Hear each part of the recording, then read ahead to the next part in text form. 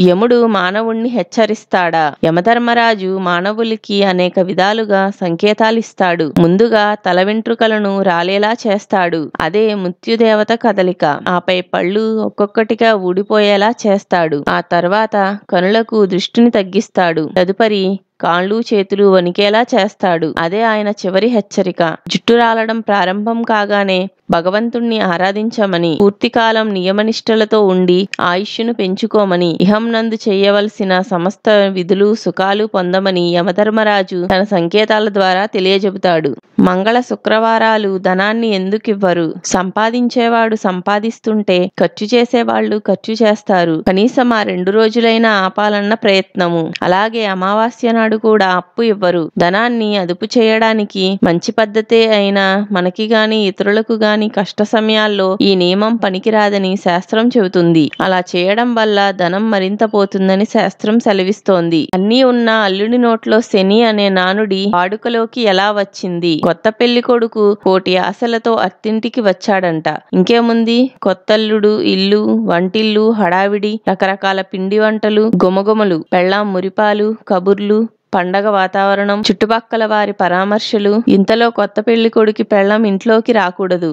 అప్పుడన్నమాట పెద్దల పెదవి విరుపు పలుకులే వాడుకలోకి వచ్చింది. చల్లగా విషయాన్ని పెళ్లికొడుకుకి తెలియజేశారు. దానితో సదరు పెళ్లికొడుకు దిగులుగా కూలబడ్డాడు. అన్నీ ఉన్న అల్లుడి నోట్లో శని ఉండడం అంటే ఇదే అనుకున్నారంతా. మొదటి రాత్రి తెల్ల చీరలోనూ, భర్త పోయినప్పుడు తెల్ల చీర ధరించడంలోనూ మర్మము తేడాలేమిటి? చాలా మంది 2 సందర్భాల్లోనూ ఒకే చీరను కుంటారు. కానీ కాదు, చాలా తేడా ఉంది. నవవధువు పాలతో భర్తను చేరేటప్పుడు నిర్మలత్వానికి ప్రతీకైన తెల్ల చీరను ధరించి భర్తను సమీపిస్తుంది.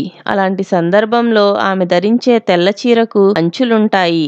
సరస్వతీదేవి ధరించే తెల్లటి చీర వంటి ఆ చీరను వధువు ధరించడానికి ముందు శుభప్రదమైన పసుపుతో అలంకరిస్తారు. రెండో విషయానికొస్తే ఆ సమయంలో కట్టుకునే తెల్ల చీరకు అంచులుండవు, పసుపు రాయరు. ఉత్తరాయణం ఎందుకు పుణ్యకాలము? ప్రకృతి పాత ఆకులను వదిలేసి చిగురులు వేసి కొమ్మలు పెంచి మానవులకు మధుర ఫలాలనిచ్చే సమయం ఉత్తరాయణం. ఉత్తరాయణంలో ఎక్కువగా జననాలు జరుగుతుంటాయి. ఆడపిల్లలు పుష్పవతులయ్యేది ఈ కాలంలోనే. స్త్రీ పురుషులలో శృంగార భావాలు రేకెత్తించే కాలము ఇదే. లయకారుడు పరమేశ్వరుడు నిద్రలేచే సమయము ఉత్తరాయణ కాలం. అంతటి పవిత్రమైనది కాబట్టే భీష్ముడు అంపశయ్య మీదుండి కూడా ఉత్తరాయణం వచ్చాక భగవంతుడిలో లీనమయ్యాడు. తిరుమలేసుని వైభవానికి వాస్తు కూడా తోడయ్యిందా? తిరుమలేసునికి తూర్పు ఎత్తు, ఆలయ ప్రాకారంలో రంగబావి, ప్రాకారానికి వెలుపల ఈశాన్యంలో నీరు, ఇలాంటివన్నీ వైభోగానికి కారణమని వాస్తు పండితులు చెబుతారు. ఈ వాస్తు విషయాలు మానవుల వాస్తు ప్రకారం వ్యతిరేకం. పంచాంగ ఫలమంటే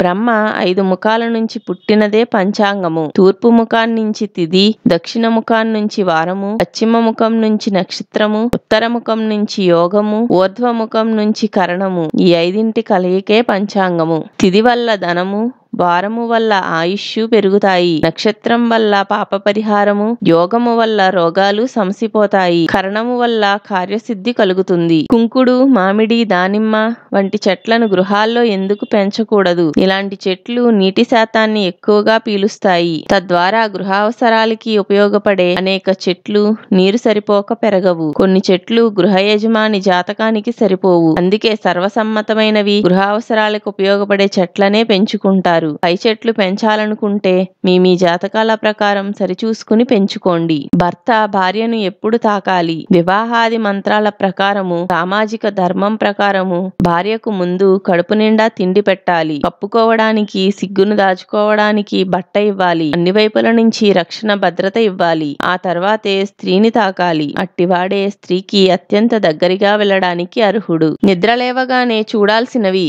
ఇష్టదైవము, సూర్యుడు, బంగారము, సముద్రము, తన ప్రతిబింబము, వృద్ధులు, పుణ్యస్త్రీలు, దూడతో ఉన్న ఆవు, మంగళ తోరణములు, పసుపు బట్టలు, తులసి మొక్కలు. ఇలాంటివి చూస్తే ఆ రోజంతా మంగళకరంగా ఉంటుంది.